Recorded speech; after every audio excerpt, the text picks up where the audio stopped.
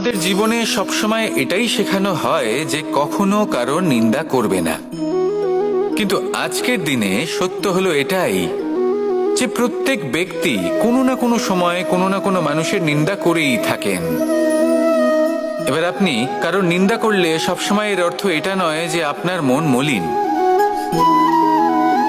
কখনো কখনো এমন কিছু পরিস্থিতির জন্ম হয়, কিছু ব্যক্তি আমাদের এমন দুঃখ দেন যে সেই দুঃখের বশে আমরা নিন্দা করতে শুরু করি। এবার নিন্দার বিষয়ে এমন এক সত্য আছে যেটা জানা প্রয়োজনীয়, যেটা আমি আপনাকে একটা উদাহরণ দিয়ে বোঝাবো।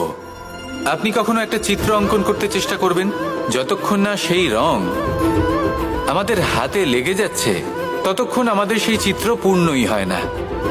এবার এটাই হয় নিন্দার ক্ষেত্রেও। কেউ আপনাকে যতই দুঃখ দিক না কেন, যদি আপনি কারোর নিন্দা করেন তাহলে কোথাও না কোথাও সেই নেতিবাচক শক্তি অবশ্যই আপনার মধ্যে প্রবেশ করবে। তাহলে সেক্ষেত্রে কি করা যায়? কিভাবে অন্যের নিন্দা করা থেকে নিজেকে বিরত রাখা সম্ভব?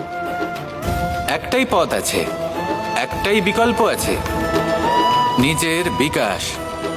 নিজের বিকাশের পথে অগ্রসর হতে থাকুন, নিজের কাজে এতটাই নিমজ্জিত হয়ে যান যে কারো নিন্দা করার মতো কোনো সময় যেন আপনার হাতে না থাকে। তাতে আপনার মনও মলিন